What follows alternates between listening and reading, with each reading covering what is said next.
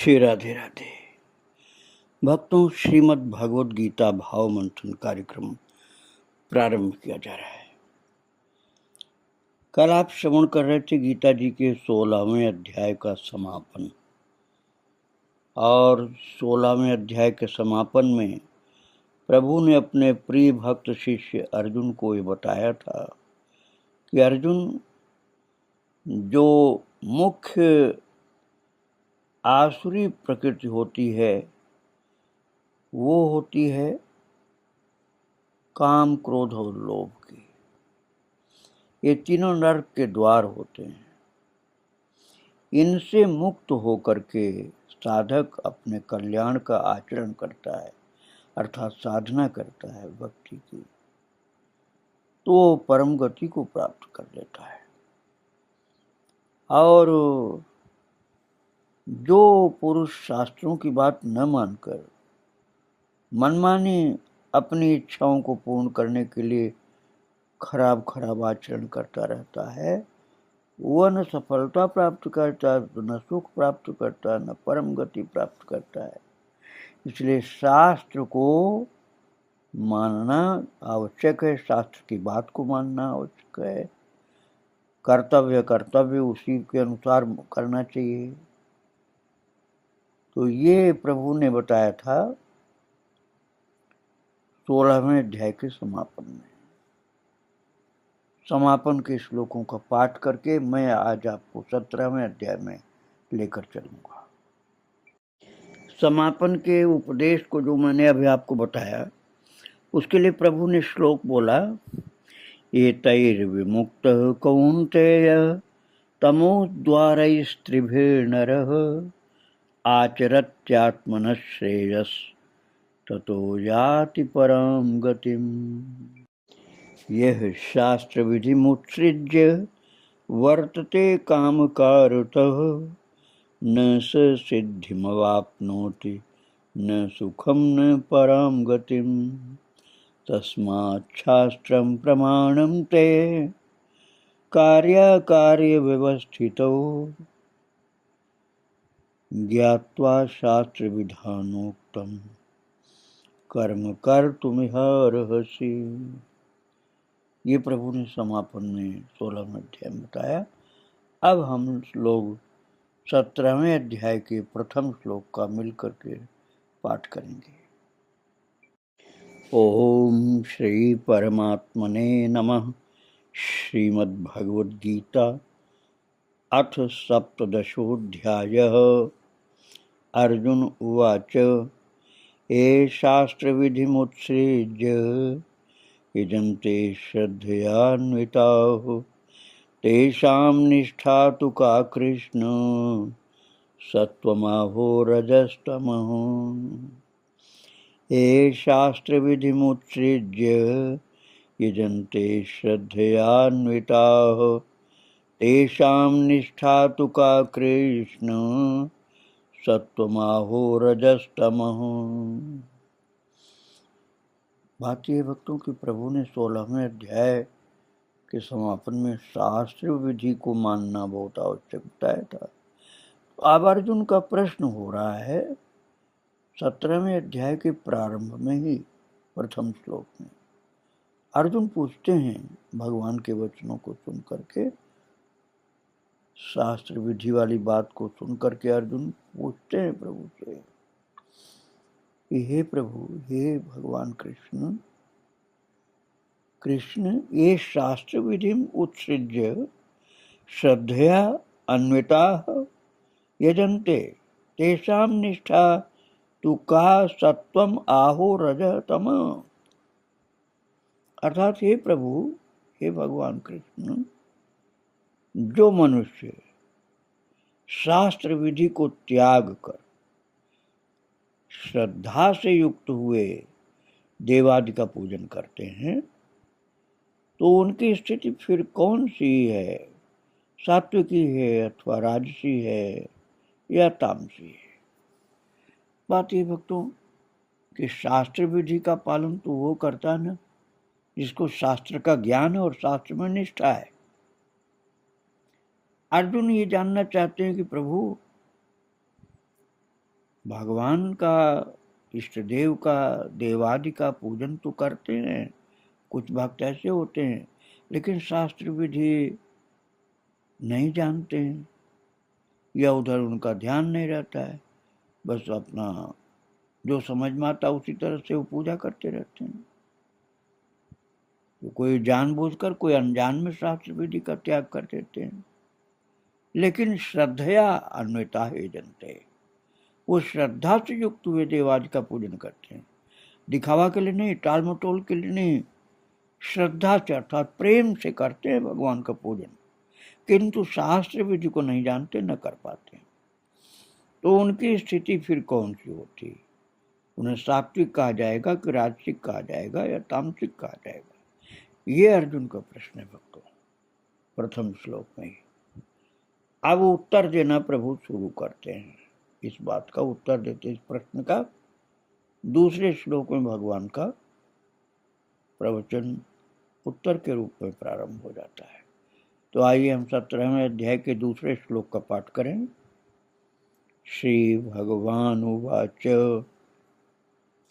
त्रिविधा भवतु श्रद्धा देहिनां सा स्वभावजा सात्विकी राजसी चैव तामसी चेति तां शृणु।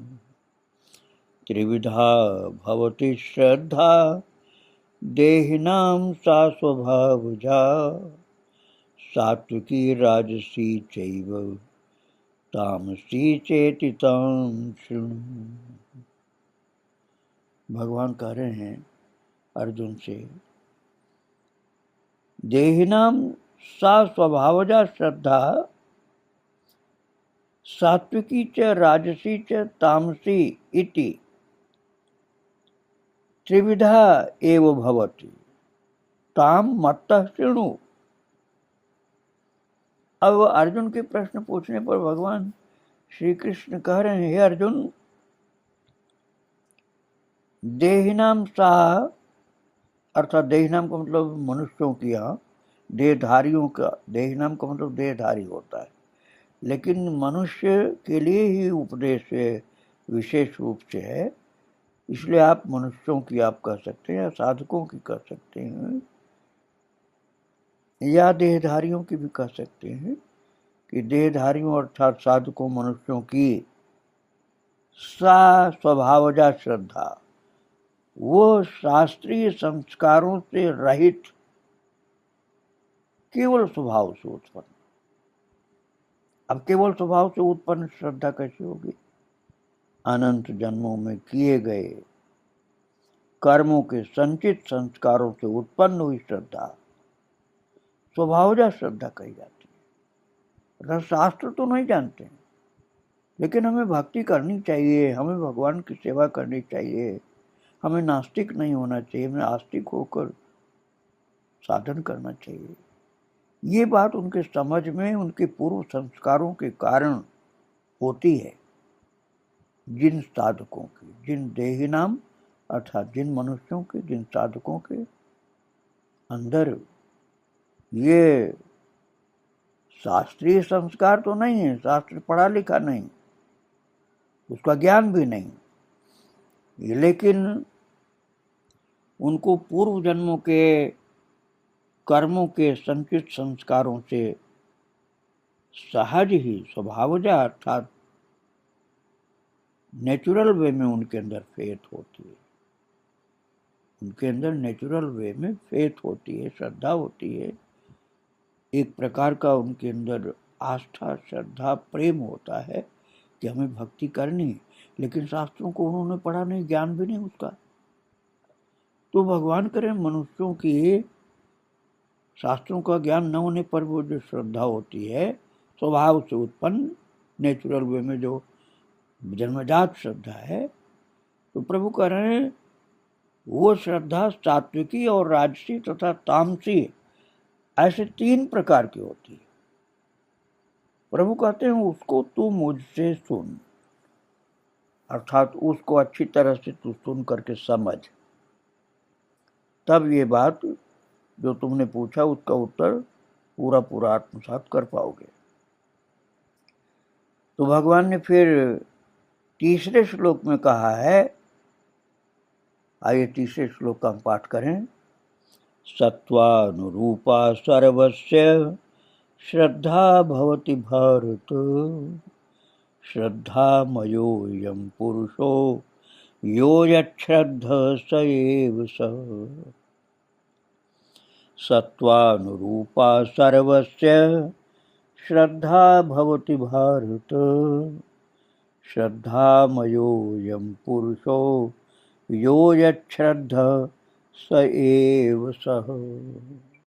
यहाँ प्रभु कह रहे हैं कि श्रद्धा के अनुसार ही पुरुष का स्वरूप होता है, अर्थात साधक का स्वरूप होता है। जिसके अंदर जैसी श्रद्धा होती है, बिल्कुल उसी श्रद्धा के अनुसार उसका जीवन होता है, उसका स्वरूप होता है। तीसरे श्लोक में, 17वें अध्याय के तीसरे श्लोक में प्रभु कह रहे हैं, भारत अर्थात हे विवेकी अर्जुन, भारत अर्थात ज्ञान में रत, हे भरत वंशोत्पन्न श्रेष्ठ अर्जुन, भारत का ये भी अर्थ हुआ। अथवा ये कह सकते हैं, भारत देश के मुकुटमणि हे अर्जुन। भारत अर्थात अर्जुन संबोधन है। सर्वस्य श्रद्धा सत्वानुरूपा भवति, अयं पुरुषः श्रद्धामयः, अतः यः यच्छ्रद्धः सः एव सः। प्रभु ने मनुष्य के शरीर के रंग रूप की, जाति वर्ण की बात बिल्कुल नहीं की है भक्तों। और ग्रंथों में आपको जाति और वर्ण की बात मिलेगी, किंतु यहाँ तो प्रभु ने बिल्कुल सार बात कही। क्या? हे भारत अर्थात हे अर्जुन, सभी मनुष्यों की श्रद्धा उनके अंतःकरण के अनुरूप होती है। जिसका अंतःकरण मन बुद्धि चित्त अहंकार जैसा होता है, उनकी श्रद्धा उनके अंतःकरण के अनुरूप होती है। तो ये पुरुष श्रद्धामय है, अर्थात मनुष्य का जीवन उसकी श्रद्धा के अनुसार हो जाता है। इसलिए जो पुरुष जैसी श्रद्धा वाला, वो स्वयं भी वही है। भारत अर्थात विवेकी अर्जुन, सर्वस्व श्रद्धा, सभी मनुष्यों की श्रद्धा। अब देखो कई लोग तो होते हैं ना, गंदे गंदे ही खान पान करते हैं, गंदा गंदा भोग लगाते हैं और गंदा जीवन जीते हैं महाराज, और सबको सताना मारना कूटना, फिर भी कहेंगे हम उस देवी के, उस देवता के उपासक, और दूसरों को मार काट करके देवी देवता को चढ़ा देंगे और उससे समझते हैं कि वो खुश हो जाएंगे। पहले अपने ऊपर विचार करना चाहिए कि आपके बच्चे को मार कूट करके खत्म करे कोई, तो क्या आप खुश हो जाओगे उसके ऊपर? जब आपके बच्चे को कोई मारे कूटे तो आप नहीं खुश हो सकते हो, तो जो सबके माता पिता हैं वो देवी देवता किसी जीव को मारने कूटने पर कैसे प्रसन्न हो जाएंगे भाई? किसी जीव के मारने काटने पर जो सबके माता पिता वो देवी देवता कैसे खुश हो जाएंगे? किसी भी जीव को आप मारो, छोटा बड़ा कोई भी जीव हो, और उसको उन देवी देवताओं पर चढ़ा दो और तुम सोचो कि वो प्रसन्न हो रहे हैं, वो तो महाराज बहुत ज्यादा क्रुद्ध हो जाते हैं। आप जड़ भरत का चरित्र आप भागवत जी के 5वें स्कंद में पढ़िए, किस प्रकार से काली प्रचंड रूप धारण करके जड़ भरत की बलि चढ़ाने के लिए तलवार जिन्होंने उठाया था, उन सबको प्रकट होकर मार डाला काली मानसा ने। तो ये भ्रम मत पालिए कोई कि कोई प्रकार का बलिदान आप करोगे, जीव जंतु की हत्या करोगे तो देवी देवता खुश हो जाएंगे। तो लेकिन जिनकी श्रद्धा पूर्व जन्म के संस्कारों के अनुसार होती है जिस प्रकार की, वो पुरुष वैसा ही स्वरूप धारण की हुए जिंदगी बिताता है। तो जैसी श्रद्धा वाला स्वयं वही उसका स्वरूप होता है। ये सूत्र रूप में प्रभु ने तीसरे श्लोक में कह दिया। अब इसका विवेचन आगे ठाकुर जी करेंगे। की चर्चा हम आगे फिर करेंगे। आज प्रभु को और उनके भक्तों को प्रणाम करके यहीं विराम दे रहा हूँ। श्री राधे राधे, जय जय श्री राधे। वृंदावन बिहारी लाल की जय, राधा रानी की जय। जय जय श्री राधे श्याम, जय जय श्री सीताराम। श्री राधे राधे। भक्तों, श्रीमद् भगवद गीता भाव मंथन कार्यक्रम प्रारंभ किया जा रहा है। कल आप श्रवण कर रहे थे गीता जी के 17वें अध्याय के 3रे श्लोक को, जिसमें प्रभु ने अपने प्रिय भक्त शिष्य अर्जुन को कहा था कि हे भारत अर्थात हे विवेकी अर्जुन, सभी मनुष्यों की श्रद्धा उनके अंतःकरण के अनुरूप होती है। ये पुरुष श्रद्धामय है, इसलिए जो पुरुष जैसी श्रद्धा वाला है वो स्वयं भी वही है। और ये बात बोलने के लिए प्रभु ने जो श्लोक उच्चारण किया था अपने मुखारविंद से, वो 3रा श्लोक है 17वें अध्याय का। तो आइए उस 3रे श्लोक का हम पाठ कर लें, जो आप कल कर चुके हैं पाठ, फिर आज के पाठ में प्रवेश करेंगे। सत्वानुरूपा सर्वस्य श्रद्धा भवति भारत, श्रद्धामयोऽयं पुरुषो यो यच्छ्रद्धः स एव सः।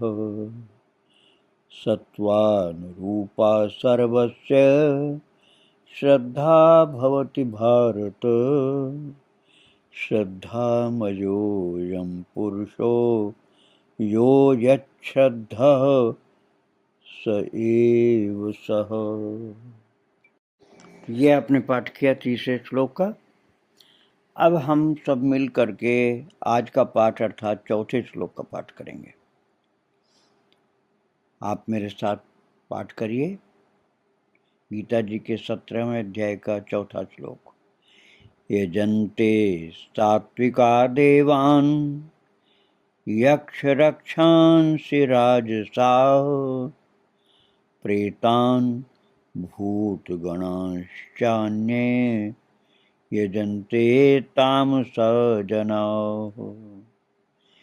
यजन्ते सात्विका देवान् यक्ष रक्षांसि राजसाः, प्रेतान् भूतगणांश्चान्ये यजन्ते तामसा जनाः। ये पाठ हुआ 4थे श्लोक का। अब इसमें प्रभु जो शब्द बोल रहे हैं उन शब्दों का अर्थ और भाव हम लोग प्रारंभ कर रहे हैं अध्ययन करना। भगवान इस 4थे श्लोक में कहते हैं, देव यक्ष और प्रेतादि के पूजन से जो त्रिविध श्रद्धा, 3 प्रकार की श्रद्धा से युक्त पुरुषों की पहचान होती है। आप उनके द्वारा उन पुरुषों की श्रद्धा किस प्रकार की है इसकी पहचान कर सकते हैं, जो बात इस श्लोक में बताई गई। क्या बात बताते हैं प्रभु? कहते हैं, सात्विकाः देवान् यजन्ते, राजसा यक्ष रक्षांसि, अन्ये तामसा जना, प्रेतान् च भूतगणान् यजन्ते। देखो भाई, कुछ ऐसे भी होते हैं कि मनुष्य होकर के बिल्कुल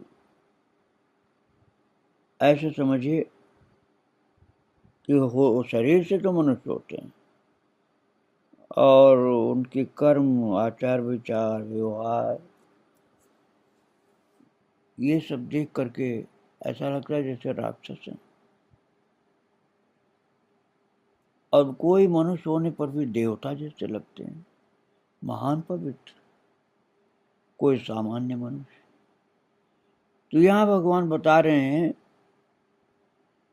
कि उनकी पूजा क्या होती है, जिस पूजा से आप उनको पहचान सकते हैं कि वो किस प्रकृति के व्यक्ति है। प्रभु कह रहे हैं सात्विका देवानि यजन्ते, जो सात्विक पुरुष होते हैं वो देवों को पूजते हैं। देवों का मतलब आप पंचदेव समझिए। जैसे सात्विक पुरुष अर्थात अच्छा व्यक्ति, सज्जन व्यक्ति, जिसमें तमोगुण नहीं, जिसमें रजोगुण नहीं, ऐसा जो व्यक्ति होता है वो पंचदेवों में से किसी एक की पूजा करते में आपको मिलेंगे। पंचदेव में कौन कौन होते हैं? गणप, गौरी, त्रिपुरारी, तमारी, रमा, रमन। गणप मतलब गणेश जी महाराज। जैसे आप महाराष्ट्र में विशेष रूप से देखते हैं गणेश जी की पूजा करते हैं, तो उस सात्विक में ही आते हैं। ये गणेश जी की पूजा करने वाले सात्विक हैं। और गौरी अर्थात शक्ति माता, देवी माता की पूजा करने वाली, वो भी यदि कुसंग में न पड़े हों तो सात्विक होते हैं। और कुछ लोग उसमें सात्विकता में थोड़ी सी संगत के कारण कुछ मिश्रण हो जाता उनके, नहीं तो दिव्य उपासना सात्विक ही होती है। जैसे गणेश जी की उपासना सात्विक है, ऐसे देवी जी की उपासना भी सात्विक है। अरे देवी में ही सीता माता भी है, राधा रानी भी है, दुर्गा माता हैं और अनेक उनके रूप भी हैं। तो ये जिस शुद्ध भक्तों का संग मिलेगा तो ये वास्तव में ये गणेश जी की उपासना, देवी जी की उपासना करने वाले, गणप, गौर, त्रिपुरारी अर्थात शिव जी की उपासना करने वाले, ये जिनको कुसंग न मिलने पावे तो ये सब के सब सात्विक हैं। गणेश जी के उपासक, देवी जी के उपासक, शिव जी के उपासक, गणप, गौर, त्रिपुरारी, तमारी अर्थात सूर्योपासक, और उसके बाद रमा, रमन। रमा रमन का क्या मतलब हुआ? लक्ष्मी नारायण। यही लक्ष्मी नारायण भक्तों जो विशेष रूप से रामानुज संप्रदाय में ज़्यादा इनकी पूजा प्रचलित है, लक्ष्मी नारायण भगवान की। वही लक्ष्मी नारायण श्री सीताराम जी हैं। रामोपासक लोग उनकी उपासना करते हैं। वही लक्ष्मी नारायण राधा कृष्ण भगवान हैं, उनकी उपासना करते हैं। वो भी सात्विक हैं। सीताराम उपासक भी सात्विक हैं और लक्ष्मी नारायण के उपासक भी सात्विक हैं, राधा कृष्ण के उपासक सात्विक। और वही कृष्ण और राधा की उपासना करने वाले जो हैं द्वारकाधीश और रुक्मिणी माता के भी रूप में उनकी उपासना, ऐश्वर्यमय स्वरूप है उनका। राधा कृष्ण का प्रेममय स्वरूप है और उन्हीं का ऐश्वर्यमय, उन्हीं का ऐश्वर्यमय स्वरूप है द्वारकाधीश और रुक्मिणी। हैं वही, कोई अंतर नहीं है। वही कन्हैया ही तो भाई द्वारकाधीश बने हैं, कोई दूसरे थोड़े। और वही माता लक्ष्मी है, रुक्मिणी माता। और राधा रानी स्वयं कृष्ण ही राधा रानी का स्वरूप धारण करके युगल बन गए। तो कन्हैया तो वही है, कृष्ण वही है। यहाँ कन्हैया कहते हैं वृंदावन धाम में, और वहाँ द्वारकाधीश कहते हैं। और महाराज बचपन की लीला में प्यार से भक्त लोग तो चोर भी बोल देते हैं, माखन चोर, चित चोर, और चीर चोर, गोपियों के चीर चुराने वाले, तो ये तो सबके सब सात्विक हैं। गणेश जी के उपासक, देवी जी के उपासक, शिव जी के उपासक, सूर्य की उपासना करने वाले, और वैष्णव अर्थात सीताराम उपासक, लक्ष्मी नारायण उपासक, राधा कृष्ण उपासक, और भगवान द्वारकाधीश और रुक्मिणी के उपासक, सब सात्विक। बस कोई अभक्त लोगों का संग न मिले तो सबके सब सात्विक। संग तो भक्तों का ही रखना पड़ेगा। तो यहाँ प्रभु ने कहा सात्विका देवान यजन्ते, सात्विक पुरुष जो देवों की पूजा करते हैं, देव का मतलब यही पंचदेव, पंचदेवों की उपासना करने वाले सात्विक जन होते हैं, जो मैं अभी आपको बता रहा था। और फिर कहते हैं राजसाह यक्ष रक्षांसी, जो राजसिक होते हैं, राजसिक रजोगुणी जिसको बोलते हैं, ये रजोगुणी जो उपासक होते हैं, साधक होते हैं, ये यक्षों की और यक्ष के जैसे मिलते जुलते राक्षस यक्ष, इन सब की पूजा करते हैं। और इनके मन में बस लोभ भरा रहता है। भक्ति अर्थात प्रेम जो होता है वो पंचदेवोपासक में होता है मुख्य। पंचदेवोपासक में भक्ति मुख्य होती है। पंचदेवोपासक जिनकी बात मैंने अभी किया था, गणेश उपासक, लक्ष्मी शक्ति उपासक, शिव उपासक, सूर्य उपासक और वैष्णव लोग, इनमें प्रेम की प्रधानता होती है। और जो रजोगुणी उपासक होते हैं, जो यक्ष और राक्षस की पूजा करने वाले, वे प्रेम प्रधान नहीं होते, वो धन के अभिलाषी ज्यादा होते हैं, सिद्धियों के अभिलाषी होते हैं, धन के अभिलाषी होते हैं, और उसी में ही वो लगे रहते हैं धन की प्राप्ति के लिए। यक्षों की पूजा, यक्षपथ कुबेर की पूजा और उनके साथ के लोगों की पूजा। और तमोगुण जो होते हैं, उनके लिए प्रभु ने कहा अन्य तामसा जना प्रेतांच भूतगणान यजन्ते। पहले तो कह दिया सात्विक लोगों के कि सात्विका देवान यजन्ते, सात्विका देवान यजन्ते, सात्विक पुरुष देवों की पूजा करते हैं, जो पहले आप सुन लिए अभी। और राजसा यक्ष रक्षांसी, रजोगुणी अर्थात धन संपदा के अभिलाषी जो हैं, ठाट बाट चाहने वाले, वो सब यक्ष, यक्षपति कुबेर और उनके साथियों राक्षसों की पूजा करते।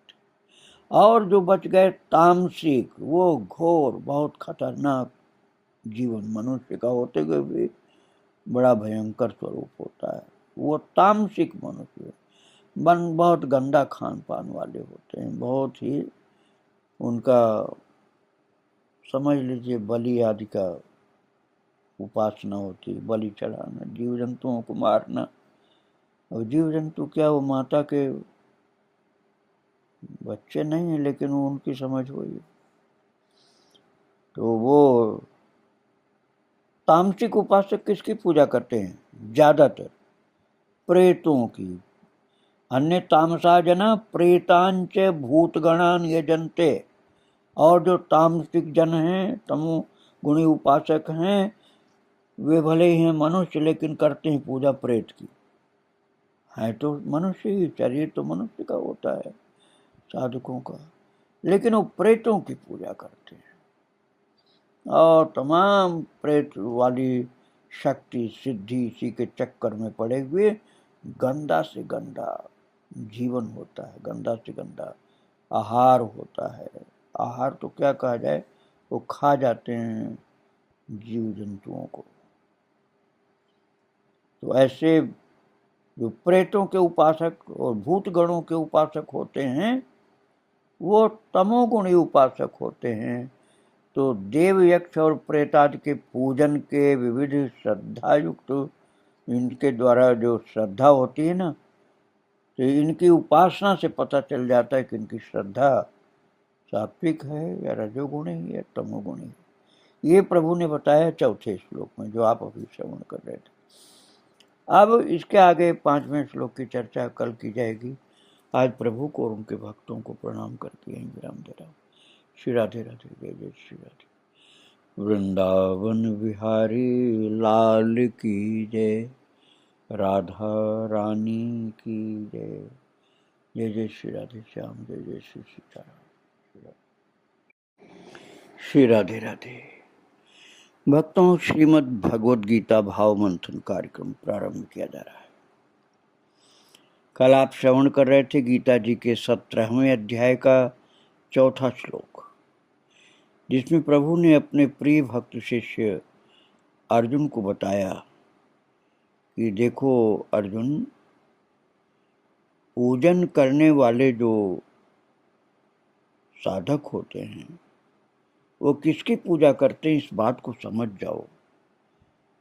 तो उनको ही, अर्थात उस साधक को, वो वास्तव में क्या स्वरूप का है, कैसी प्रकृति है, कैसा व्यक्ति है, पूरा समझ में आ जाएगा।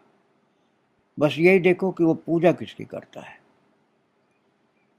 तो भगवान ने बताया कि अर्जुन, जो सात्विक पुरुष हैं वो देवों को पूजते हैं, राजसिक पुरुष यक्षों को, राक्षसों को पूजते हैं, और अन्य जो तामसिक मनुष्य हैं वे प्रेतों को, भूतों को पूजते हैं। और इसी प्रकार की उनकी श्रद्धा होती है और इसी कारण से वैसा ही उनका स्वरूप हो जाता है।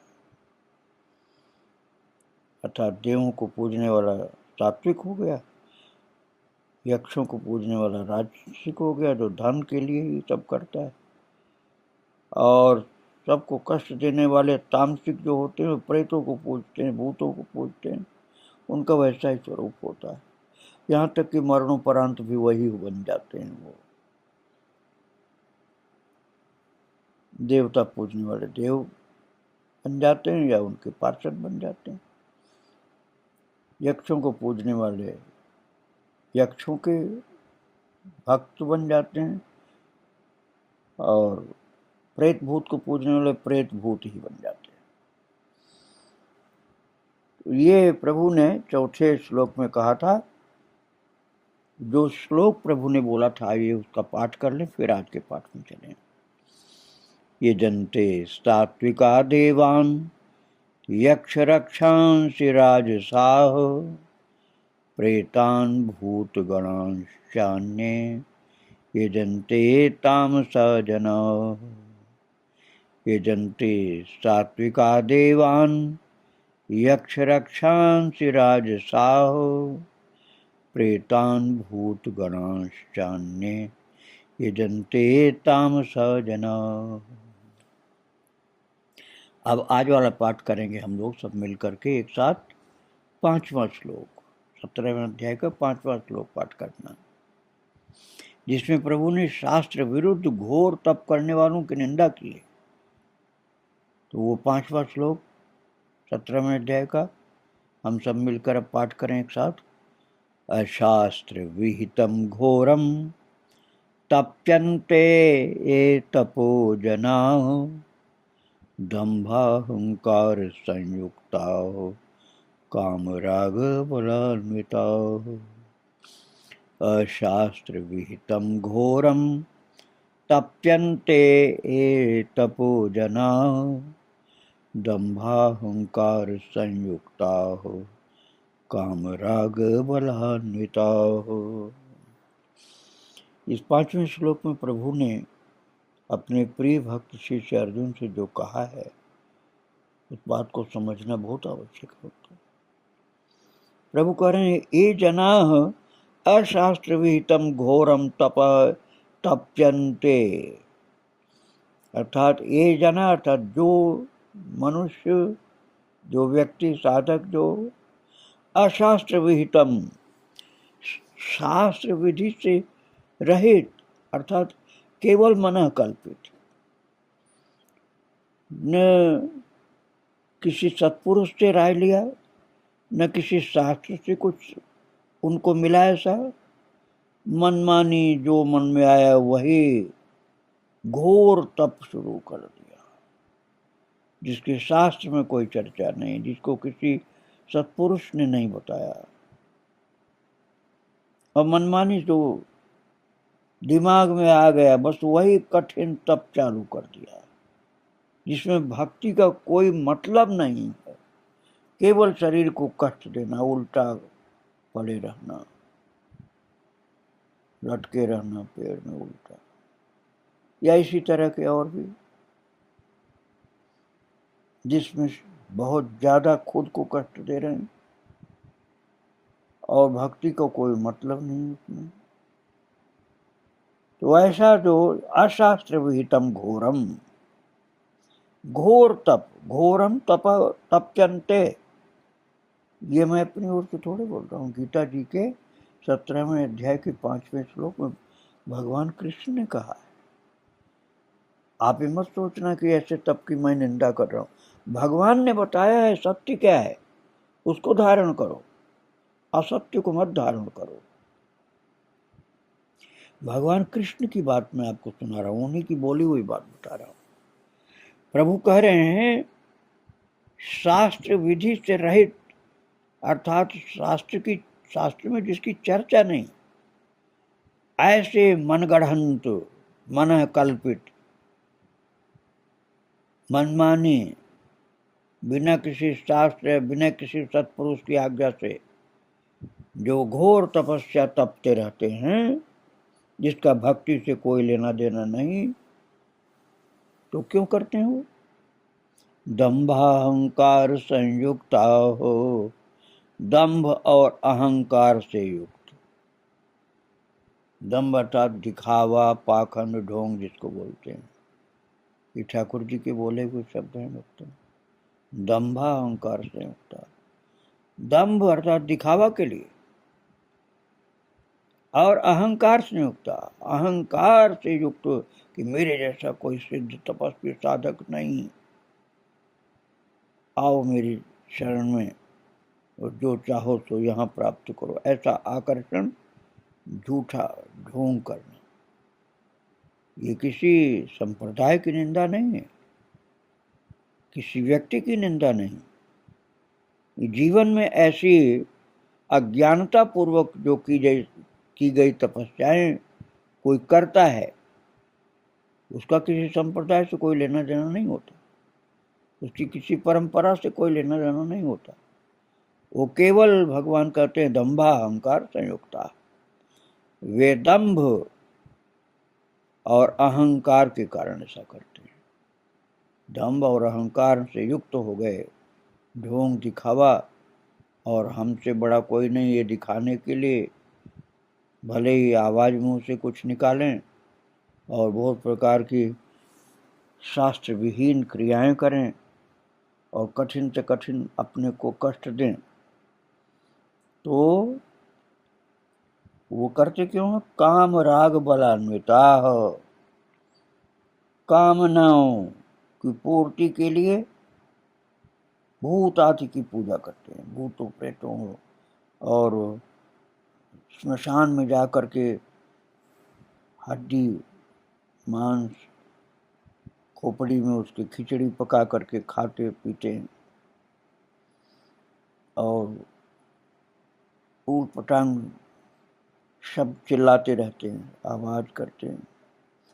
तो कामनाओं के लिए, और कामना काम राग बलान्विता, कामनाओं के लिए आसक्ति और बल के अभिमान से भी जो युक्त होते हैं, अपने बल का घमंड है, आसक्ति है किसी इच्छा के लिए, कामना के लिए, और मनमानी मूर्खतापूर्ण तप करते रहते हैं।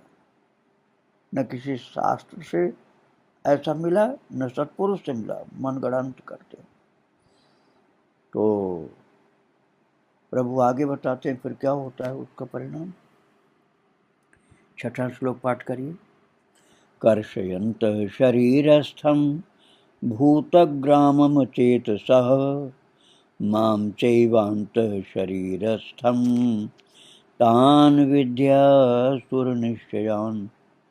कर्षयन्तः शरीरस्थं भूतग्रामं चेतसः मां चैवान्तः शरीरस्थं तान् विद्यासुरनिश्चयान्। तो ये हम लोगों ने पाठ किया छठे श्लोक का। इसमें प्रभु क्या कह रहे हैं? ये जो मनगढ़ंत तप करने वाले हैं, दंभ से घोर कठिन तप करते हैं, जिनका भक्ति का कोई लक्ष्य नहीं होता, दंभ और अहंकार से प्रेरित होकर करते हैं, कामनाओं और आसक्ति और बल के अभिमान से करते रहते हैं, इनके शरीर रूप में स्थित भूत समुदाय को और अंतःकरण में स्थित मुझ परमात्मा को भी कृष्ण करने वाले होते हैं। और उन अज्ञानियों को तू आसुर स्वभाव वाले जान, ऐसा प्रभु बोल रहे हैं। शरीरस्थम भूतग्रामम च अंतः शरीरस्थम माम एव कर्षयन्तः तान अचेतसः आसुर निश्चयान विद्धि। भगवान को तो सब बात रहस्य की खोल करके बतानी थी ना, इसलिए ऐसे ऐसे शब्द बोले हैं प्रभु। और कह रहे हैं शरीरस्थम, शरीर रूप से स्थित, भूतग्रामम, भूत समुदाय को, अर्थात शरीर, मन और इंद्रिय आदि के रूप में परिणित हुए, भूत का मतलब प्रेत मत समझ लेना आप, भूत प्रेत नहीं, भूत का मतलब पंचभूत। शरीर, मन और इंद्रियों के रूप में परिणित हुए जो क्षित जल पावक गगन समीरा, ये पंचभूत हैं, जो शरीर, मन, बुद्धि, इंद्रिय आदि के रूप में हैं, वो पंचभूत इस शरीर रूप से स्थित भूत समुदाय अर्थात पंचभूत को, और अंतः शरीरस्थम माम, और प्रभु करें अंतःकरण में स्थित मुझ परमात्मा को भी। पंचभूतों को भी क्लेश करते हैं और मुझ परमात्मा को भी कृष्ण करने वाले हैं, कृष्ण करने वाले हैं। भगवान करें अपने अंदर विराजमान मुझ परमात्मा को भी कृष्ण करते हैं, अज्ञान पूर्वक की गए तप के द्वारा। कृष्ण करने का क्या मतलब हुआ? शास्त्र के विरुद्ध उपवास, मनमानी जो मन में आए वही उपवास चालू कर दिया। शास्त्र के विरुद्ध उपवास आदि घोर आचरणों द्वारा शरीर को सुखाना और भगवान के अंश स्वरूप जीवात्मा को क्लेश देना, भूत समुदाय को और अंतर्यामी परमात्मा को कृष्ण करना है। पंचभूतों को ही नहीं, जीवात्मा को, अपनी जीवात्मा को अर्थात जीव को भी कष्ट देते हैं, पंचभूतों को कष्ट देते हैं, अपने जीवात्मा को कष्ट देते हैं, और अंदर विराजमान अंतर्यामी परमात्मा को भी सेवा भाव से नहीं करते हैं, उन्हें तकलीफ देते रहते हैं। तो भगवान कहते हैं अंतः शरीरस्थम माम, अंतःकरण में विराजमान मुझ परमात्मा को भी कृष्ण करते हैं, कृष्ण करते हैं सर, कष्ट देते हैं। उन अज्ञानियों को तो आसुर स्वभाव वाले जान। बात ऐसी भक्तों की भगवान बता रहे थे कि कैसी पूजा करने वाला कैसा होता है। तो सात्विक लोगों का तो बता दिया कि जो देवी देवताओं का पूजा करते हैं, जैसे मैं पंचदेवों की बात कल बताया था आपको, गणप, गौर, त्रिपुरार, तुम्हारी, रमा, रमन, इनकी जो पूजा करते हैं वो सात्विक हैं। यक्षों की पूजा करते हैं राजसिक हैं, और प्रेत भूत पूजते हैं वो तामसिक हैं। लेकिन इनसे भी भयंकर और होते हैं जो मनमानी शास्त्र विरुद्ध कठिन तप करके अपने शरीर को भी कष्ट देते हैं, जीवात्मा को भी कष्ट देते हैं। घोर तप दंभ अहंकार से प्रेरित होकर कामना आसक्ति के कारण करते हैं और उनका भक्ति से कोई लेन देन, कोई संबंध नहीं होता। तो प्रभु कह रहे हैं कि वो पंचभूतों को तो कष्ट देते हैं, अपने शरीर को तो कष्ट देते हैं, पंचभूतों शरीर को, अपने शरीर को भी कष्ट देते हैं और अंदर विराजमान मुझ परमात्मा को भी कृष्ण करते हैं, कष्ट देते हैं। तो भगवान कहते हैं उनको न सात्विक समझो, न राजसिक समझो, न तामसिक समझो, ये महाआसुर स्वभाव वाले होते हैं। पहले बताया सात्विक कौन होते हैं, राजसिक कौन होते हैं, तामसिक कौन होते हैं। इन अज्ञान पूर्वक किए गए तपस्वियों को भगवान ने कह दिया आसुरी स्वभाव के, असुर समझो इनको। राक्षस असुर लोगों की कथा आप लोग सुनते हैं ना पुराणों में कि ऐसे ऐसे तप करते थे, तो भगवान तो दर्शन देते नहीं थे और कोई देता था दर्शन। आगे की चर्चा फिर की जाएगी। आज प्रभु को, उनके भक्तों को प्रणाम करके विराम दे रहा हूँ। श्री राधे राधे। वृंदावन बिहारी लाल की जय, राधा रानी की जय। जय जय श्री राधे श्याम, जय जय श्री सीताराम। श्री राधे राधे। भक्तों, श्रीमद् भगवद गीता भाव मंथन कार्यक्रम प्रारंभ किया जा रहा है। कल आप श्रवण कर रहे थे गीता जी के 17वें अध्याय का 6ठा नंबर का श्लोक, 5वां और 6ठा, ये कल आपने श्रवण किया था, जिसमें प्रभु ने अपने प्रिय भक्त शिष्य अर्जुन से कहा था कि शास्त्र विरुद्ध घोर तप करने वाले जो होते हैं वो अच्छे नहीं होते हैं। शास्त्र के विरुद्ध मनमानी, किसी दंभ और अहंकार से, बहुत से दंभ होते हैं, वो कई तरह के अहंकार होते हैं, कई तरह की कामनाओं में डूबे रहते हैं, बहुत अभिमान से और मनमानी तप करते हैं और शरीर रूप से स्थित पंचभूत को भी कष्ट देते हैं और अंतःकरण में विराजमान मुझ परमात्मा को भी कृष्ण करते हैं। उन अज्ञानियों को तो आसुर स्वभाव वाले जान, ऐसा प्रभु ने कहा था। और इस बात को बताने के लिए प्रभु ने 2 श्लोक उच्चारण किए, 5वां और 6ठा। आइए उनका पाठ करके फिर आज के पाठ में आपको ले चले। अशास्त्र विहितम घोरम तप्यन्ते ये तपो जनाः, दम्भाहंकार संयुक्ताः, कामराग बलान्विताः, कर्षयन्तः शरीरस्थं भूतग्राममचेतसा, मां चैवान्तः शरीरस्थं तान् विद्यासुरनिश्चयान्। ये 5वां और 6ठा श्लोक था 17वें अध्याय का, जिससे कल भी आपने पाठ किया था। अब आज के पाठ में आपको लेकर चल रहे हैं। अब हम करेंगे 17वें अध्याय का 7वां श्लोक का पाठ। हम सब मिलकर एक साथ पाठ करेंगे। आहारस्त्वपि सर्वस्य त्रिविधो भवति प्रियः, यज्ञस्तपस्तथा दानं तेषां भेदमिमं शृणु। आहारस्त्वपि सर्वस्य त्रिविधो भवति प्रियः, यज्ञस्तपस्तथा दानं तेषां भेदमिमं शृणु।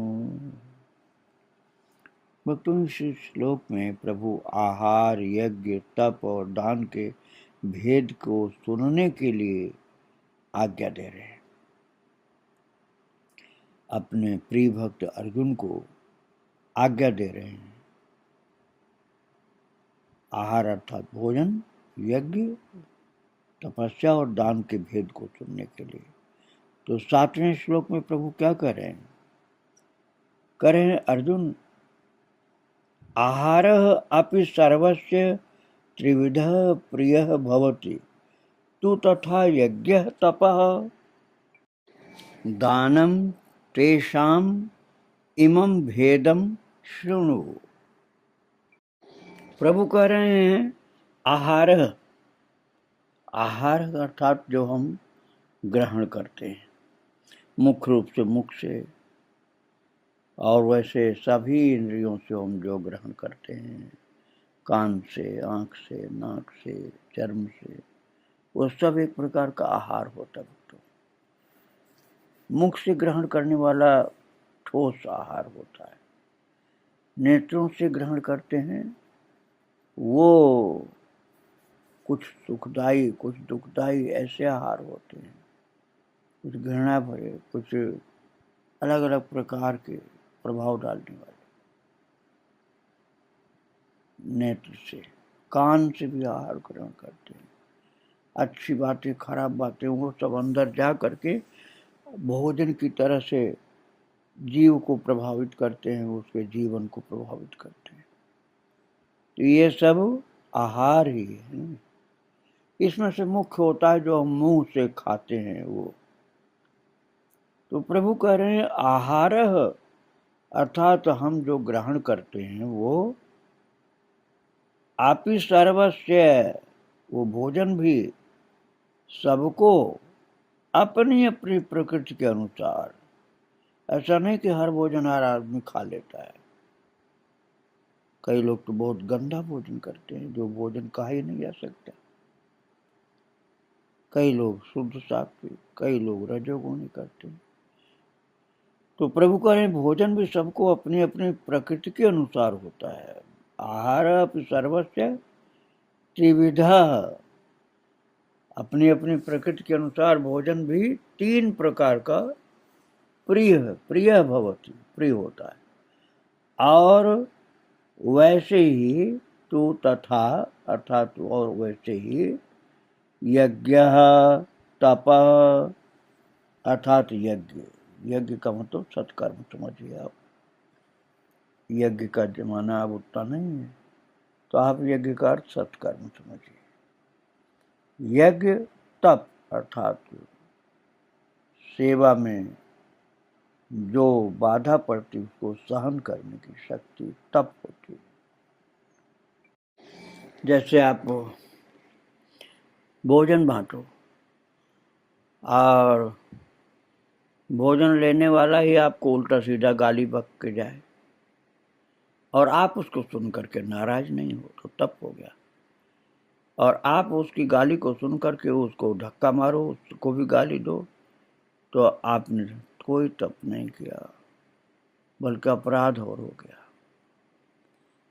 और इसी तरह से डॉक्टर किसी मरीज की सेवा कर रहा है, मरीज ना समझी बस उसको डॉक्टर को भी धक्का मार देता, गाली दे देता, पागलपन कर देता। डॉक्टर उसको सहन कर लेता है, उसी को तप कहते हैं। नहीं सहन कर लेता है तो तप नहीं हुआ उसके जीवन में। तो यज्ञ अर्थात सत्कर्म, तपस्या अर्थात सहन करना, दानम अर्थात जो दान होते हैं वो आगे इसी अध्याय में बताए जाएंगे किस प्रकार के कैसे कैसे दान होते हैं। तेषाम अर्थात उन सबके इमम भेदम सुनो, इस पृथक पृथक भेद को तुम मुझसे सुन, ऐसा प्रभु ने कहा। पहले भगवान ने इसी अध्याय में कहा था कि किसी साधक की प्रकृति को, उसके स्वभाव को जानने के लिए पूजन क्या करता है ये देखो। जैसे देवताओं का पूजन सात्विक करता है, यक्षों का पूजन राजसिक अर्थात रजोगुणी करता है, भूत प्रेत की पूजा तमोगुणी करता है। लेकिन एक प्रश्न उठता है कि जो किसी का पूजन नहीं करता वो कौन होता है? वो सतोगुणी होता है कि रजोगुणी होता है कि तमोगुणी होता है जो किसी का पूजन नहीं करता? तो भगवान कहते हैं पूजन भले न करे भोजन तो करेगा। अरे पूजन किसी का नहीं करता, न देवता का, न यक्ष का, न भूत प्रेत का, लेकिन भोजन तो करेगा। उसके भोजन से ही तो समझ जाओ कि वो सतोगुणी है कि रजोगुणी है कि तमोगुणी है। ये बात प्रभु बता रहे हैं 7वें श्लोक में।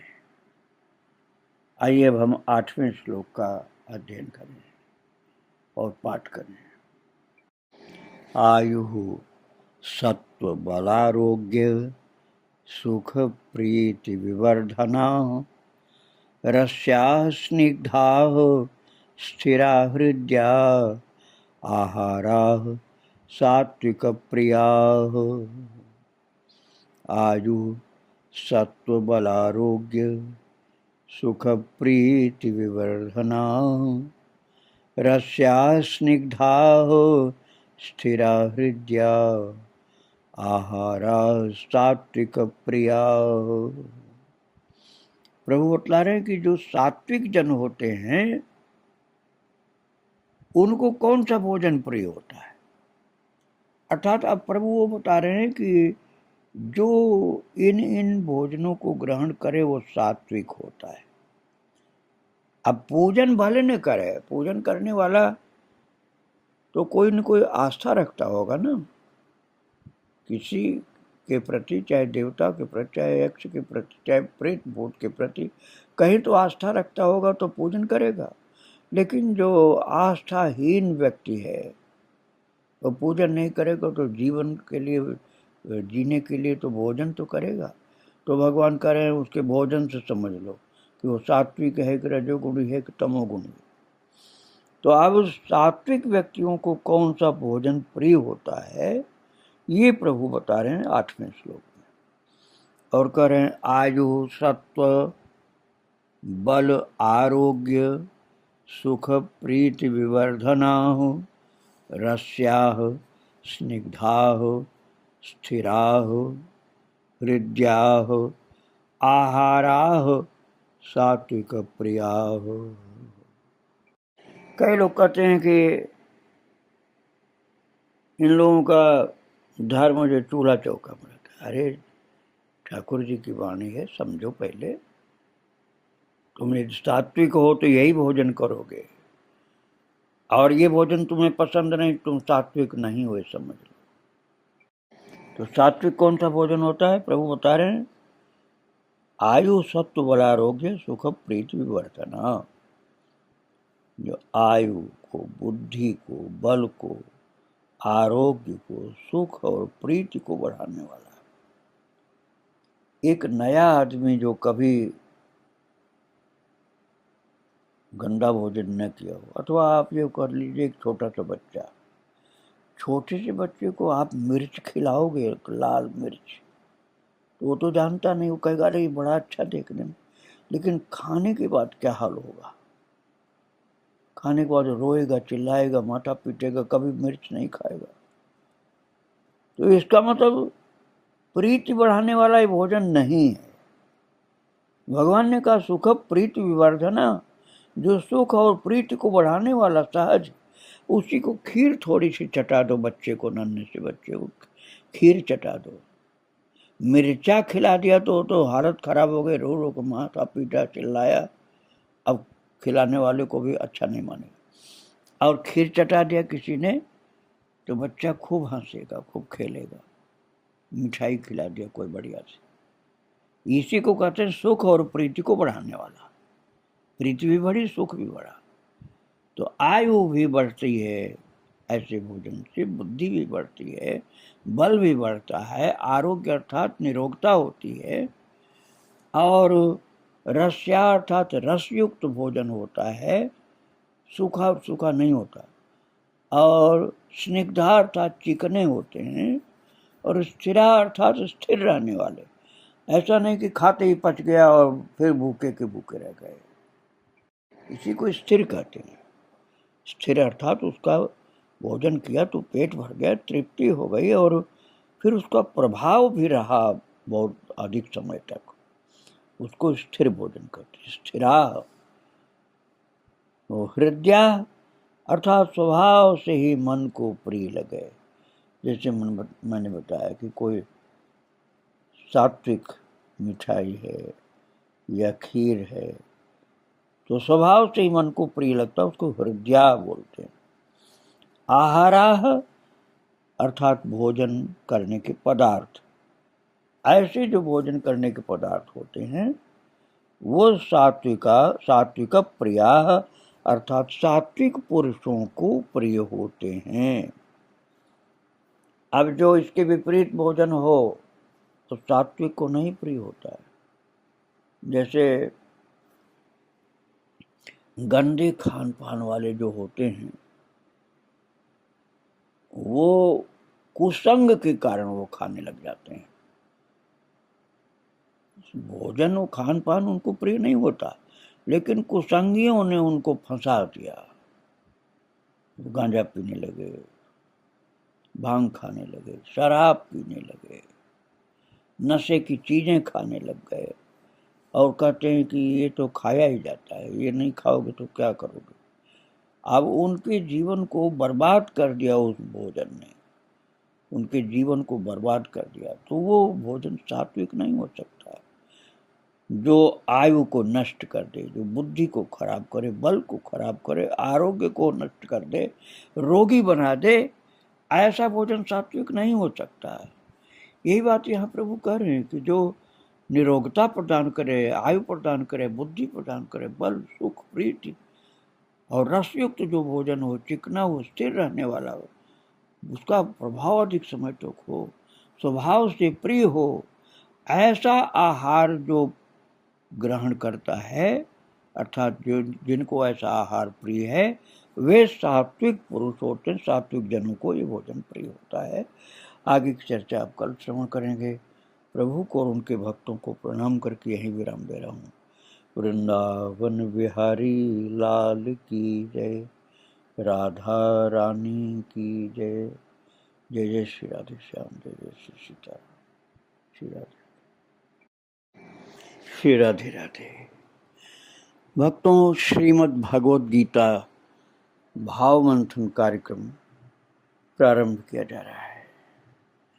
कल आप श्रवण कर रहे थे गीता जी के 17वें अध्याय के 8वें श्लोक को, जिसमें प्रभु ने अपने प्रिय भक्त शिष्य अर्जुन से कहा था कि अर्जुन, पूजा करने वालों का तो पता चलता है कि किसकी पूजा करते हैं, उसके अनुसार प्रकृति पता चलती है। जैसे देवताओं की पूजा करने वाले सात्विक प्रकृति के होते हैं, यक्षों की पूजा करने वाले राक्षस, यक्ष राक्षस की पूजा करने वाले राजसिक प्रकृति के होते हैं, और भूत प्रेत की पूजा करने वाले जो होते हैं वो तामसिक प्रकृति के होते हैं।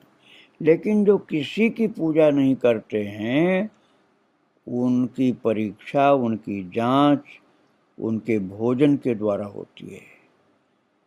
अर्थात सात्विक प्रकृति के जो व्यक्ति होते हैं उनका सात्विक भोजन होता है, रजोगुणी जो होते हैं उनका राजसिक भोजन होता है, और जो तमोगुणी होते हैं उनका तामसिक भोजन होता है। तो 8वें श्लोक में प्रभु ने कहा है कि आयु, बुद्धि, बल, आरोग्य, सुख और प्रीति को बढ़ाने वाले रसयुक्त, चिकने और स्थिर रहने वाले, अर्थात अधिक समय तक जो भोजन शरीर को बल प्रदान करता है, स्थिरता देता है, सात्विकता और शांति देता है, बल और आरोग्य देता है, स्वभाव से मन को प्रिय हो, कड़वा कसैला, चरपरा, तीखा ऐसा नहीं जो होता है, वो आहार अर्थात भोजन करने के जो पदार्थ होते हैं वो सात्विक पुरुष को प्रिय होते हैं। ये सात्विक पुरुषों की बिना पूजा की पहचान है। ये पूजा उनकी आप नहीं देख पाए, नहीं जान पाए, लेकिन उनका भोजन इस प्रकार का होता है सात्विक व्यक्तियों का। यह आपने कल श्रवण किया था 8वें श्लोक में। तो 8वें श्लोक का फिर से हम पाठ कर लें, फिर आगे चलें।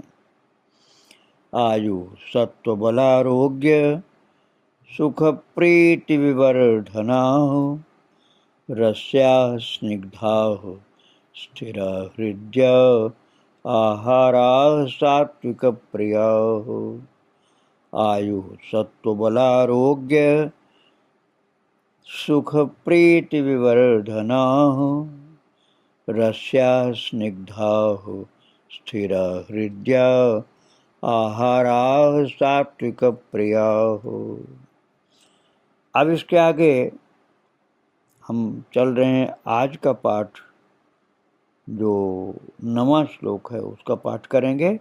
हम सब मिल करके एक साथ पाठ करेंगे 9वें श्लोक का, जिसमें प्रभु राजसिक आहार अर्थात रजोगुणी व्यक्तियों को प्रिय लगने वाले आहार की बात की है। जो सात्विक नहीं होते, रजोगुणी होते हैं, उनका आहार क्या होता है 9वें श्लोक में आइए हम पाठ करके जानें। कट्वम लवणात्युष्ण तीक्ष्ण रूक्ष विदाहिनः आहारा राजसश्रेष्ठा दुख शोकामय प्रदाः। कट्वम लवणात्युष्ण तीक्ष्ण रूक्ष विदाहिनः आहारा राजसश्रेष्ठा दुख शोकामय प्रदाः। ये प्रभु ने 9वां श्लोक बताया है, जिसमें रजोगुणी लोगों का प्रिय आहार का वर्णन भगवान ने किया है। तो आइए प्रभु के बोले हुए शब्दों के अर्थ और भाव पर विचार करें। प्रभु कह रहे हैं अपने प्रिय भक्त शिष्य अर्जुन से, अर्जुन, कटु अम्ल लवण अत्युष्ण तीक्ष्ण रूक्ष विदाहिन दुख शोक आमय प्रदा आहारा राजसस्य इष्टाः। सात्विक वाली बात तो कल आपने सुन ली थी। सात्विक जो भोजन होते हैं सतोगुण के जो प्रिय होते हैं। आप प्रभु 9वें श्लोक में कह रहे हैं जो सात्विक नहीं होते, राजसी होते हैं, उनका भोजन रजोगुणी होता। वो कौन सा भोजन? प्रभु ने बताया, कटु अम्ल लवण अत्युष्ण तीक्ष्ण रूक्ष विदाहिन दुख शोक आमय प्रदा आहारा राजसस्य इष्टाः। अर्थात राजसी पुरुष को इष्ट अर्थात प्रिय होते हैं। राजस पुरुष को जो भोजन प्रिय होते हैं वो रजोगुणी भोजन होते हैं। उनका लक्षण क्या है? उनको प्रभु ने सूत्र रूप में बता दिया, क्योंकि भोजन के नाम तो समय समय पर आविष्कार होते हैं, तो नाम तो बदलते रहते हैं, लेकिन उनका जो लक्षण होता है वो भगवान बता रहे हैं कि कटु माने कड़वे, जिसमें मिठास का नाम भी नहीं हो, बहुत कड़वा होता है जो भोजन। मिठास का कोई नाम नहीं, एकदम कड़वा। फिर कहते हैं अम्ल अर्थात एकदम खट्टा, बहुत कड़वा बहुत खट्टा, और लवण युक्त बहुत ज्यादा नमक उसमें। अत्युष्ण बहुत गरम, बहुत गरम, मुंह जला दे ऐसा गरम। वो पेय भी हो सकता है, जैसे गर्मा गर्म चाय या मुंह जलाने वाले गर्म भोजन। बहुत नमकीन, बहुत कड़वे, बहुत खट्टे। अब वो बाजार में कौन कौन से ऐसे भोजन आते हैं आप लोग जानते ही होंगे। उनका नाम तो आधुनिक भोजन जो होते हैं उनका नाम तो मुझे नहीं मालूम है, लेकिन आप लोगों को पता होगा। बहुत कड़वे, बहुत खट्टे, बहुत नमकीन, बहुत गर्मा गर्म, ये रजोगुणी भोजन होते हैं, सात्विक नहीं होते हैं। ये पेट को भी खराब करते हैं, मुंह को खराब करते हैं, आदत खराब करते हैं। इनको भगवान को भोग नहीं लगाना चाहिए। ऐसे भोजन का भोग भगवान को नहीं लगाया जाता है। बहुत गर्म और तीक्ष्ण तीखे, एकदम जिसको सन्नाटा सा बोलते हैं कि आंख कान नाक सब एकदम गरम कर दिया, ऐसे तीखे। और रुक्ष अर्थात रूखे, जिनमें सरसता का नाम ही नहीं। विदाहीन, दाह कर, जैसे जला दिया, मुंह में डालते जला दिया, मुंह को, कंठ को, गले को, आंत को, और जन्नाटा सा हो गया। ये सात्विक भोजन नहीं होता है, रजोगुणी भोजन होता है। और दुख शोक आमय प्रदाह, जिनको खाने से दुख हो जाए, चिंता हो जाए कि अब क्या होगा, पेट तो नष्ट कर देगा, पेट की आंतें पाचन सब खराब हो जाएगा, ऐसा भोजन। आमय प्रदाह अर्थात रोगों को उत्पन्न करने वाला। खा तो लिया परंतु अब रोग पैदा करेगा, दस्त होगा, मरोड़ा होगा, ऐंठन होगा और बीमारियां पैदा होंगी, ऐसे जो भोजन है।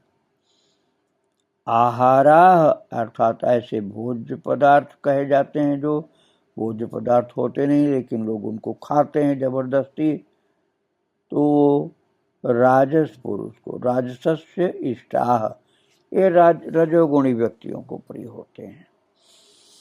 तो ये भोजन भक्त लोगों के लिए, साधक लोगों के लिए नहीं होते भक्तों। गलत संगत से लोग ऐसे खाने लग जाते हैं। अब तमोगुणी भोजन की बात सुनिए आप। 10वां श्लोक पाठ करिए मेरे साथ।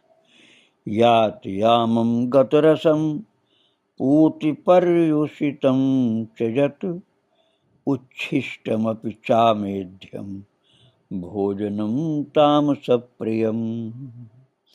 यात यामं गतरसं पूति पर्युषितं च यत् उच्छिष्टमपि चामेध्यं भोजनं तामसप्रियम्। तमोगुणी लोगों को प्रिय लगने वाला भोजन।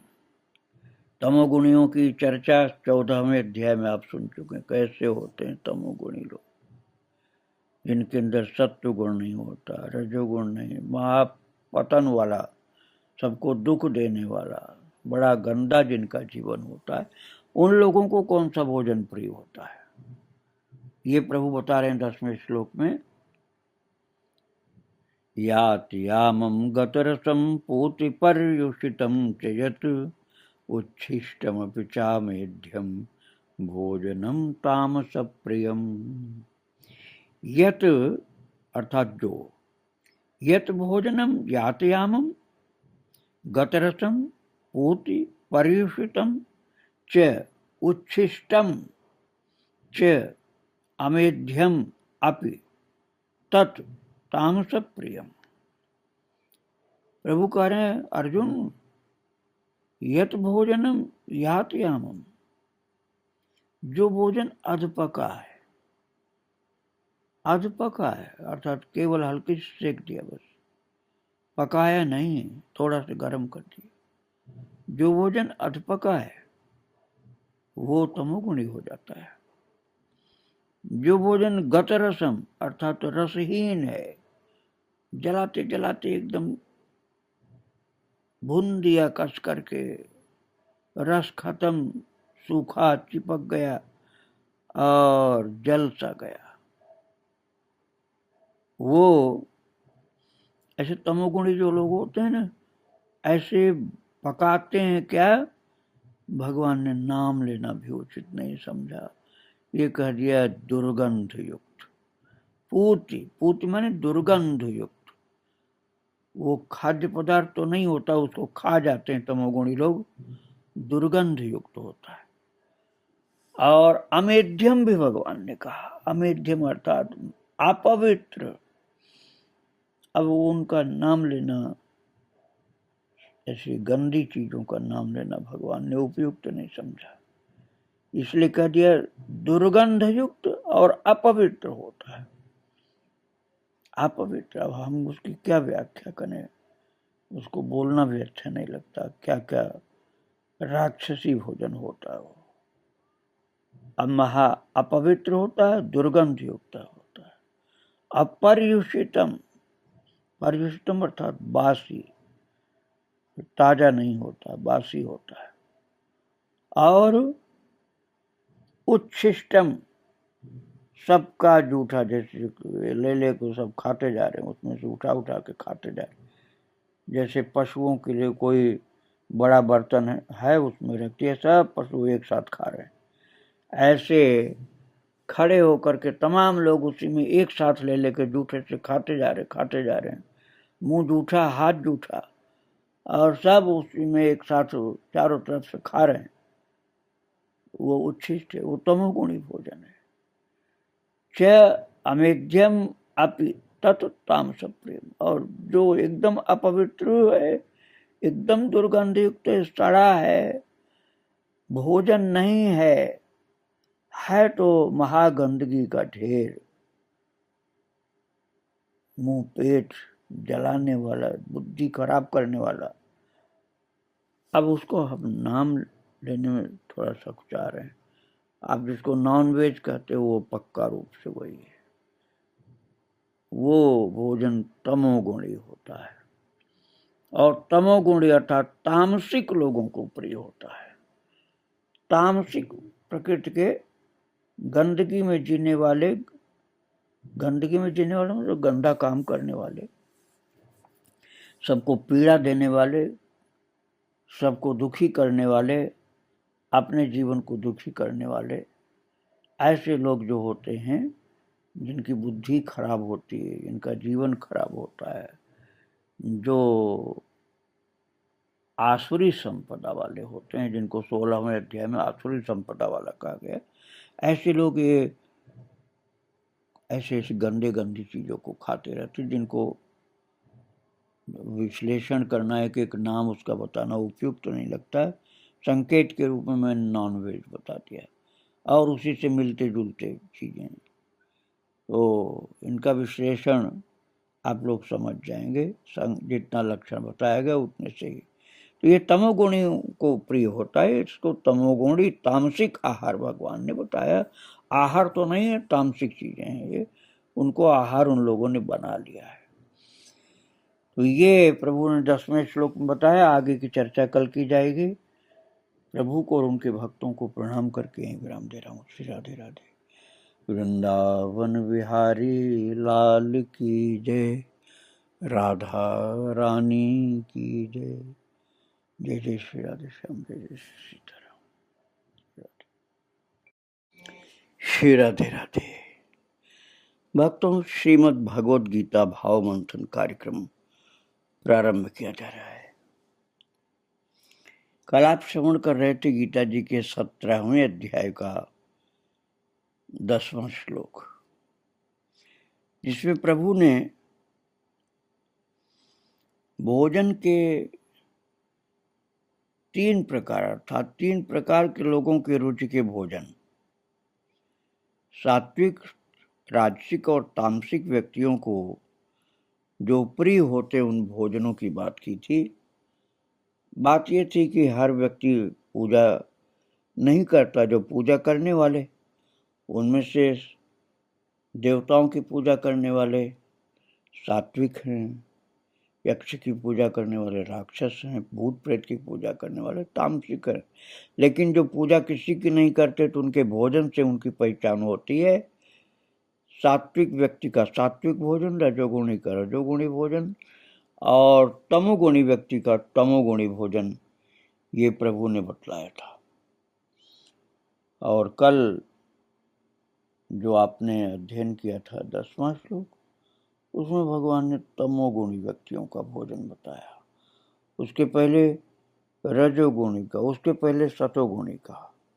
तो सतोगुणी का तो आप पहले अध्ययन कर चुके हैं। कल आपने रजोगुणी और तमोगुणी भोजन करने वाले लोगों की बात सुनी थी, जिसमें प्रभु ने कहा था अपने प्रिय भक्त शिष्य अर्जुन से कि कड़वे, खट्टे, ज्यादा नमकीन, बहुत गर्म, तीखे, रूखे, दाहकारक और दुख, चिंता तथा रोगों को उत्पन्न करने वाले आहार अर्थात भोजन करने के पदार्थ रजोगुणी व्यक्तियों को प्रिय होते हैं,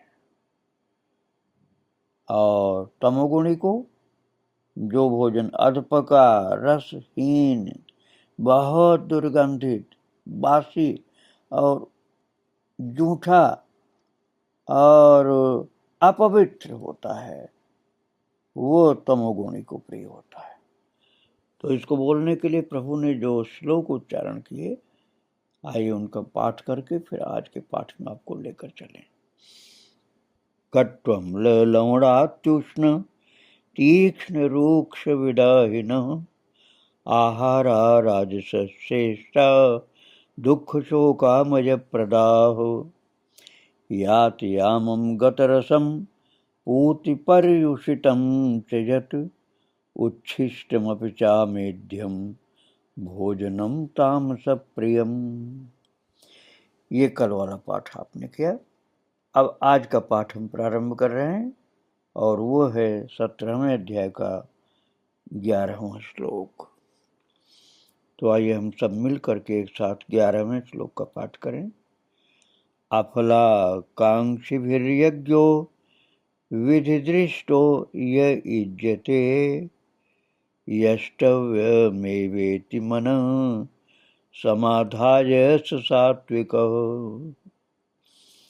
अफलाकांक्षिभिर्यज्ञो विधिदृष्टो य इज्यते यष्टव्यमेवेति मनः समाधाय स सात्विकः। इस 11वें श्लोक को प्रभु ने सात्विक प्रकार के यज्ञ के वर्णन में उच्चारण किया, अर्थात बोला। तात्पर्य यह है कि जैसे 3 प्रकार के पूजन करने वाले व्यक्तियों का आपने सुना था, 3 प्रकार के भोजन करने वाले व्यक्तियों के विषय में आपने सुना, इसी प्रकार से 3 प्रकार के यज्ञ करने वाले भी होते हैं। अब पहले वक्तों में यज्ञ बहुत हुआ करते थे, हर घर में यज्ञ हुआ करता था, जिसको अग्निहोत्र बोलते थे। अब ये प्रचलन बहुत कुछ बंद हो चुका है। तो अब यज्ञ किसको आप समझोगे? यज्ञ का मतलब सात्विक कर्म, राजसिक कर्म, तामसिक कर्म, उसे आप यज्ञ समझिए। तो भगवान 11वें श्लोक में सात्विक यज्ञ के विषय में बोल रहे हैं। तो आइए हम आप फिर से पाठ कर लें। अफलाकांक्षिभिर्यज्ञो विधिदृष्टो य इज्यते यष्टव्यमेवेति मनः समाधाय स सात्विकः। अब हम देखते हैं इस श्लोक में प्रभु क्या क्या शब्द बोल रहे हैं, उसका अर्थ क्या है और भाव क्या है। तो इस पर हम अध्ययन करना प्रारंभ कर रहे हैं।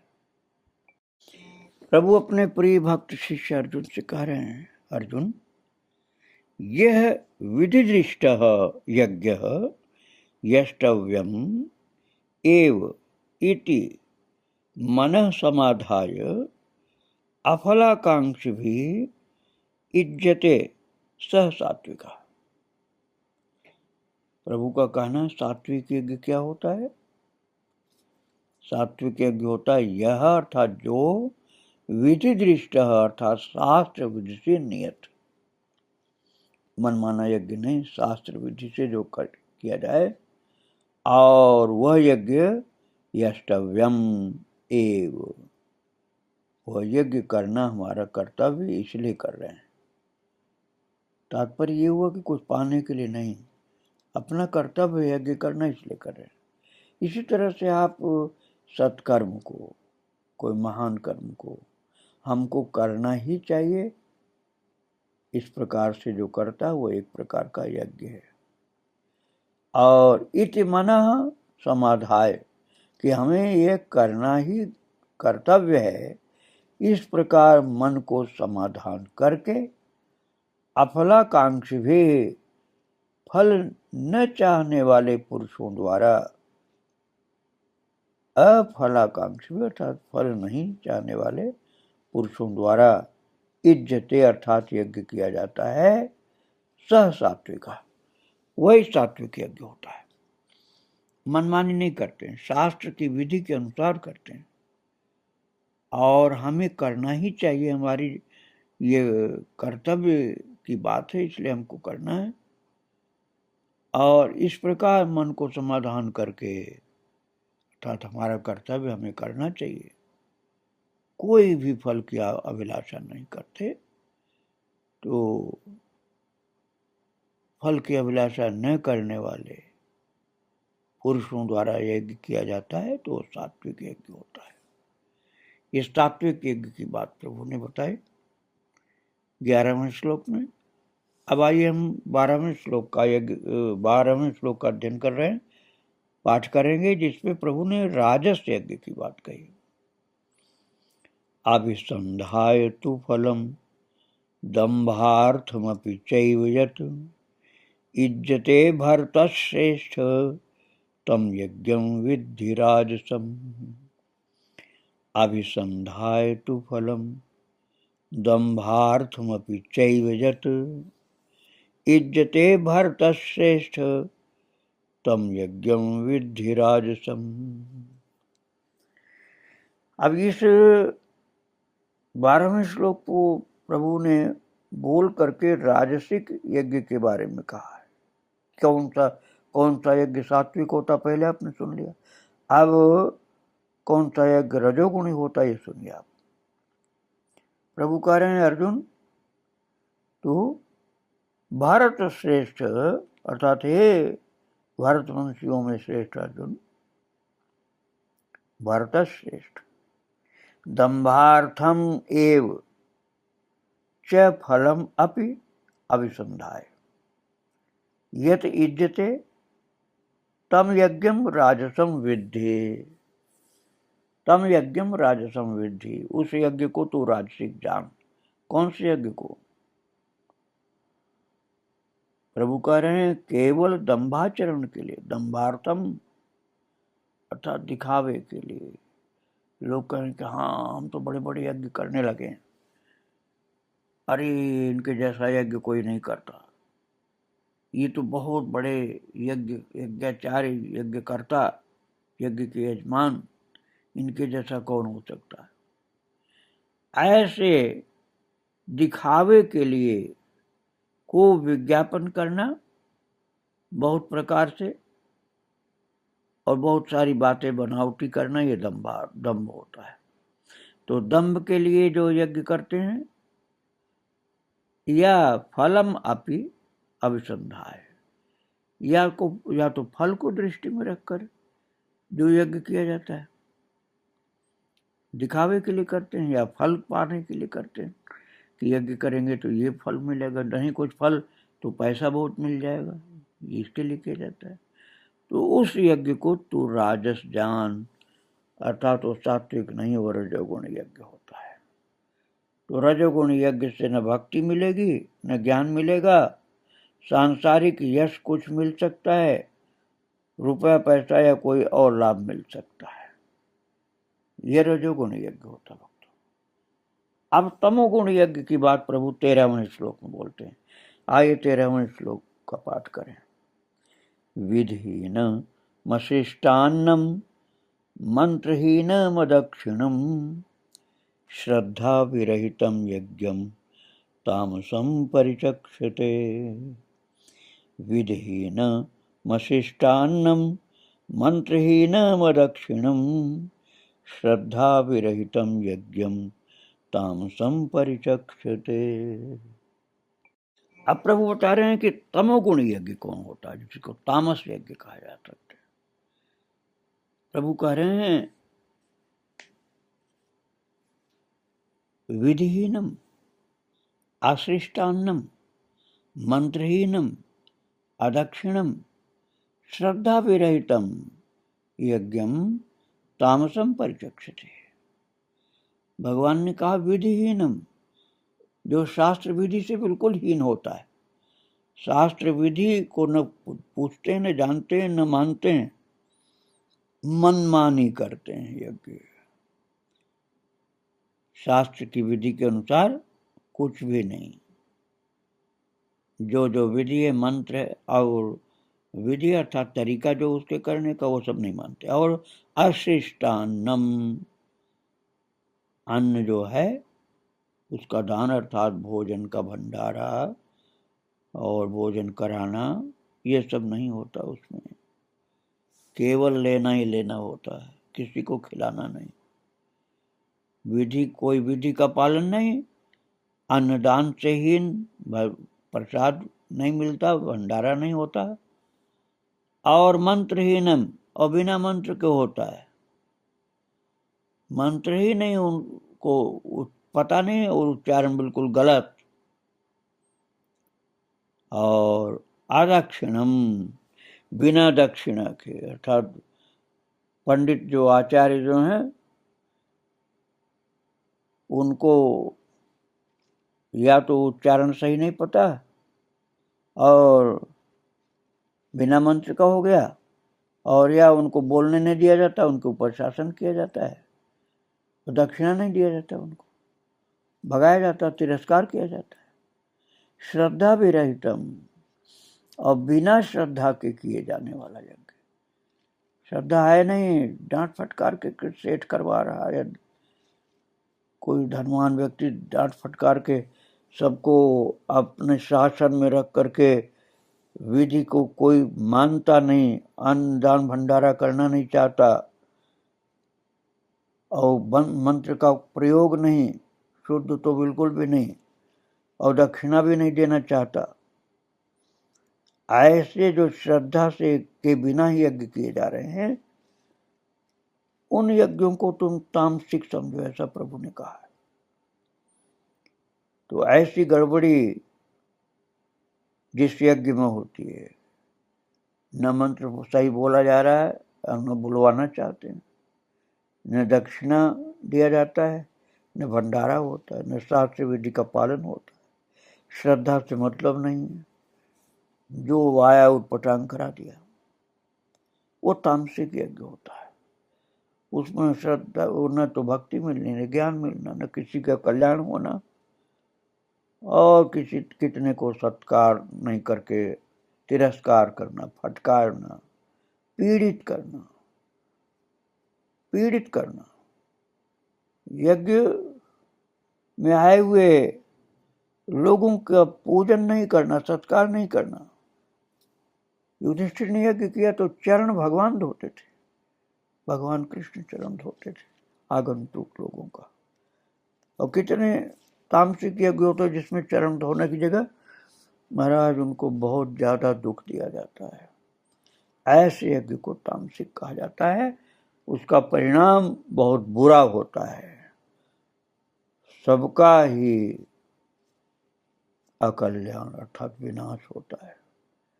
तो ऐसे तामसिक यज्ञ नहीं करने चाहिए, सात्विक यज्ञ होने चाहिए। इसलिए प्रभु ने यज्ञ की बात बताई है। आगे की चर्चा कल की जाएगी। भगवान और उनके भक्तों को प्रणाम करके हैं विराम दे रहा हूँ। श्री राधे राधे। वृंदावन विहारी लाल की जय, राधा रानी की जय। जैसे श्री राधे श्याम जय, जैसे सीताराम। श्री राधे श्री राधे राधे। भक्तों, श्रीमद् भगवद गीता भाव मंथन कार्यक्रम प्रारंभ किया जा रहा है। कल आप श्रवण कर रहे थे गीता जी के 17वें अध्याय के 13वें श्लोक, जिसमें प्रभु ने यज्ञ के विषय बताया था कि तामसिक यज्ञ के लक्षण क्या होते हैं। इसके पहले प्रभु ने सात्विक यज्ञ के लक्षण, राजस यज्ञ के लक्षण बताए थे। सात्विक यज्ञ का लक्षण बताए थे जो शास्त्र विधि से हो और यज्ञ करना ही कर्तव्य है, किसी फल की अभिलाषा से नहीं, वो यज्ञ सात्विक होता है। और जो केवल दंभ आचरण के लिए होता है, धन की दृष्टि से किया जाता है और कोई सांसारिक लाभ के लिए किया जाता है, वो राजसिक यज्ञ होता है। और तमोगुण यज्ञ के विषय में प्रभु ने कहा था कि जो शास्त्र विधि से हीन है, अन्नदान जिसमें नहीं होता है, बिना मंत्र का होता है, बिना दक्षिणा का होता है, श्रद्धा विहीन होता है, उस यज्ञ को तामसिक यज्ञ कहा जाता है। तो इसके लिए प्रभु ने 13वां श्लोक बोला था, जो आप कल पाठ कर चुके हैं। आइए फिर से पाठ करके आज वाले पाठ में चलते हैं। 13वां श्लोक 17वें अध्याय का। विधिहीन मशिष्टान्नम मंत्रहीन मदक्षिणम श्रद्धा विरहितम यज्ञम तामसम परिचक्षते। अब आज का पाठ आप करेंगे। आइए हम सब मिल करके 14वें श्लोक का पाठ करें, जिसमें प्रभु शारीरिक तप के लक्षण बता रहे हैं। तप 3 प्रकार के, शारीरिक तप, वाणी का तप और मानसिक तप। उसमें से शारीरिक तप 14वें श्लोक में बताते हैं, तो हम सब 14वें श्लोक का पाठ करेंगे। देव द्विज गुरु प्राज्ञ पूजनम शौच मार्जवम ब्रह्मचर्य महिंसा च शारीरम तप उच्यते। देव द्विज गुरु प्राज्ञ पूजनम शौच मार्जवम ब्रह्मचर्य महिंसा च शारीरम तप उच्यते। तो तप जो होता है, तप अर्थात तपस्या 3 प्रकार की होती है। शारीरिक तपस्या, वाणी की तपस्या और मानसिक तपस्या। उसमें सबसे पहले प्रभु शारीरिक तपस्या की बात बता रहे हैं कि शारीरिक तपस्या क्या होती है। तो प्रभु कह रहे हैं, देवद्विज गुरु प्राज्ञ पूजनम शौचम आर्जवम ब्रह्मचर्यम च अहिंसा शारीरम तपः उच्यते। शारीरिक तप किसको कहा जाता है? जिसमें देवता, तपस्वी ब्राह्मण, गुरु।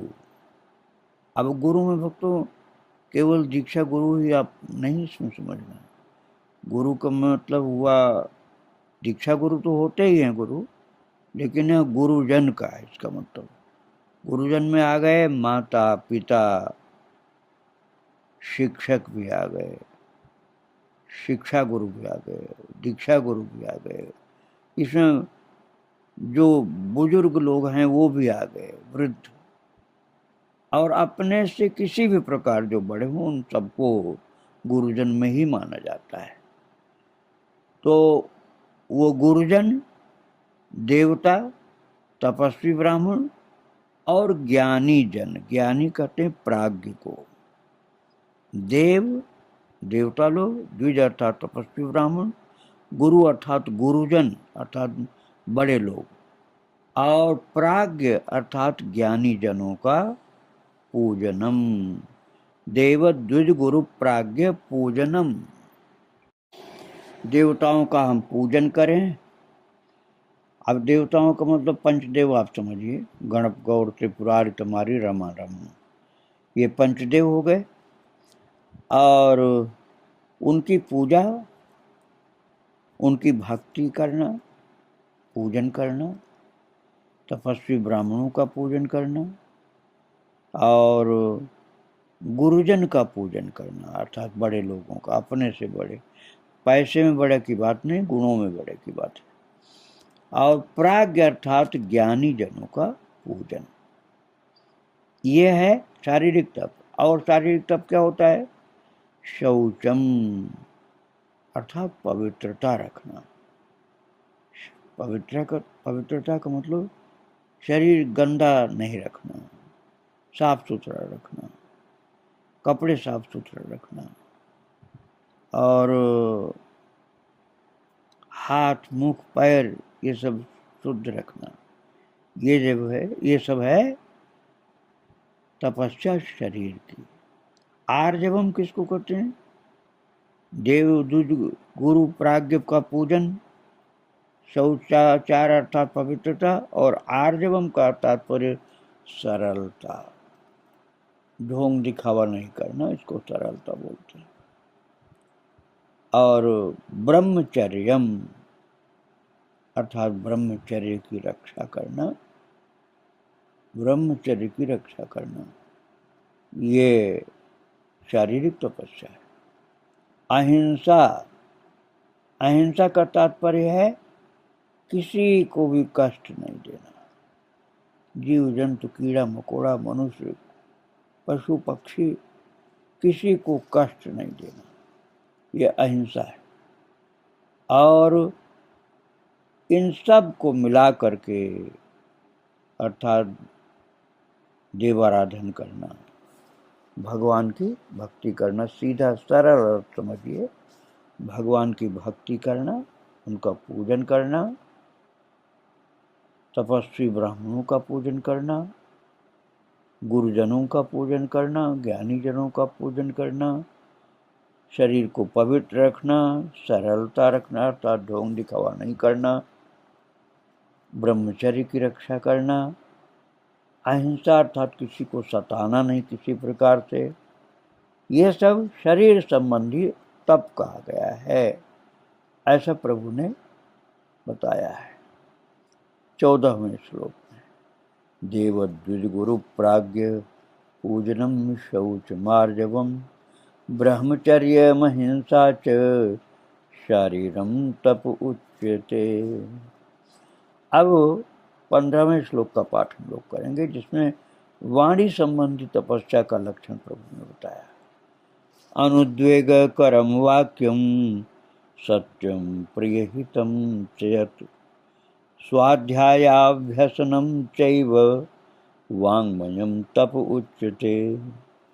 अनुद्वेग करम वाक्यम सत्यम प्रियहितम चयत स्वाध्यायाभ्यसनम चैव वाङ्मयं तप उच्यते। तो तप 3 प्रकार के, शारीरिक तप, वाणी का तप और मानसिक तप। तो शारीरिक तप की बात आपने श्रवण कर लिया। अब इसके बाद 15वें श्लोक में प्रभु कह रहे हैं वाणी की तपस्या। हम अपनी वाणी के द्वारा पुण्य भी कर सकते हैं, पाप भी कर सकते हैं। वाणी के द्वारा पाप न करें, पुण्य कार्य करें, वही है वाणी का तप। अब उसको प्रभु ने खुल करके बताया कि क्या क्या तप होता है वाणी के द्वारा। प्रभु कह रहे हैं यत अनुद्वेग करम प्रियहितम च सत्यम वाक्यम च स्वाध्याय अभ्यसनम तत एव वाङ्मयं तपः उच्यते। ये वाणी का तप है। कौन सा? यत अनुद्वेग करम प्रिय हितम च सत्यम वाक्यम। यत अर्थात जो, अनुद्वेग करम उद्वेग न करने वाला अर्थात दुखी नहीं करने वाला, ऐसा वाक्य हम बोलें जिससे किसी को दुख न हो, किसी को कष्ट न हो, किसी को पीड़ित न करें। अपने शब्दों के द्वारा, अपनी वाणी के द्वारा किसी को कष्ट न दें। तो फिर क्या करें? फिर प्रिय हितम, वो प्रिय लगने वाली मृदु भाषा बोलो। सत्यम ब्रूयात प्रियम ब्रूयात ना ब्रूयात सत्यम अप्रियम। तो प्रिय लगने वाली बात बोलें, दुख देने वाली, चुभने वाली कटु बात न बोलें, तो वाणी की तपस्या होगी। आप कटु बोलते हो तो वाणी की तपस्या नहीं हुई, वाणी के द्वारा पाप हो गया। कटु लगने वाली, उद्वेग कर दुखदायक बात न बोलें, तो फिर कैसे बोलें? प्रिय, प्रिय लगने वाली मीठी बात बोलें। और हितकारक, हितकारक भी, उसके लिए भले की बात, सत्य भी हो। ऐसा नहीं कि आपने प्रिय बोलने के लिए सब झूठ झूठ बातें बोल दिया, नहीं, सत्य भी होना चाहिए, प्रिय भी होना चाहिए और सत्य भी होना चाहिए, तो वाणी का तप हो गया। हितकारक भी हो, उसके हितैषी पने की भावना से उसके साथ बात करना, प्रिय बोलना, सत्य बोलना, अप्रिय सत्य नहीं बोलना। आप कहोगे हम तो सत्य बोल रहे हैं, और ऐसा कह के इतना ज़्यादा कटु कटु वाक्य बोले कि सुनने वाला बहुत दुखी हो गया, ऐसा नहीं बोलना चाहिए। यदि सत्य भी है और बहुत दुखदायी चीज है तो नहीं बोलना चाहिए। वाणी में मृदुता भी हो, कष्टकारक भी नहीं हो, सत्य हो और हितकारक भी हो, ऐसा विचार कर बोलना चाहिए। वाणी एक अमोल है, जो कोई बोले जान। ये तराजू तौल के तब मुख बाहर आन, सोच विचार करके कि इससे किसी को कष्ट तो नहीं होगा, हम असत्य तो नहीं बोलने जा रहे हैं, चाटुकारिता वाली बात तो नहीं बोलने जा रहे। हितकारक, प्रिय, सत्य, दुख देने वाला शब्द न हो, ऐसा बोलना नाप तोल करके विचार पूर्वक, ये वाणी का तत्व है। सत्यम अर्थात यथार्थ होना चाहिए, ऐसा नहीं कि झूठे झूठे शब्द मिला करके उसको खुश करें, नहीं, सत्य भी होना चाहिए, यथार्थ होना चाहिए, हितकारी होना चाहिए, प्रिय होना चाहिए और कष्टकारक, पीड़ा देने वाला, दुखदायक शब्द वाक्य नहीं होना चाहिए। तो ऐसा जो भाषण है वो वाणी का तत्व है। मन और इंद्रियों द्वारा जैसा अनुभव किया हो, जैसे अपने को ज्ञान जो है, अपने को जो ज्ञान है वही हमारे लिए सत्य है। अब अपने को जितना ज्ञान है उतना सत्य है हमारे लिए। अब जो हमको ज्ञान ही नहीं तो हम बोल भी कैसे सकते हैं। तो जितना अपने को सत्य पता है, अनुभव है, ठीक वैसा कहने का नाम यथार्थ भाषण है, सत्य यथार्थ भाषण। तथा जो स्वाध्याय अभ्यसनम एवं वाङ्मयम तपुचते, स्वाध्याय, वाणी के द्वारा स्वाध्याय करना, अर्थात भगवान के चरित्र का पाठ करना, स्तुति करना, नाम जप करना, नाम कीर्तन करना, अच्छे अच्छे शास्त्रों का, भक्तिपूर्ण शास्त्रों का, रामायण का, गीता का, भागवत जी का पाठ करना और भगवान नाम बोलना, भगवान लीला बोलना, ये जो है स्वाध्याय। और स्वाध्याय का एक अर्थ होता है अपना अध्ययन, अर्थात अपनी नाप तोल करना कि हम कैसा बोलते हैं, किसी को दुख देने वाला तो नहीं बोलते हैं। तो अभी गंदा सोचना, अच्छा सोचना है तो मानसिक तपस्या, आगे उसकी चर्चा हम करेंगे। लेकिन वाणी की तपस्या में ये स्वाध्याय भी आता है, पाठ, पूजा। पूजा का मतलब, पूजा तो शारीरिक तपस्या में आ गया था, अब यहाँ पाठ समझ गया। पाठ जो है प्रभु की लीलाओं का, उपदेशों का पाठ, उनके नाम का पाठ, जप करना, ये सब जो है ये है वाणी की तपस्या। स्वाध्याय अभ्यसनम तत् एव वाङ्मयम तप उच्यते, ये सब मिला करके वाणी की तपस्या कही जाती है। ये प्रभु ने 15वें श्लोक में बताया। आगे की चर्चा हम कल करेंगे। आज प्रभु को और उनके भक्तों को प्रणाम करके यहीं विराम दिया जा रहा है। श्री राधे राधे। वृंदावन बिहारी लाल की जय, राधा रानी की जय। जय जय श्री राधे श्याम, जय जय श्री सीता।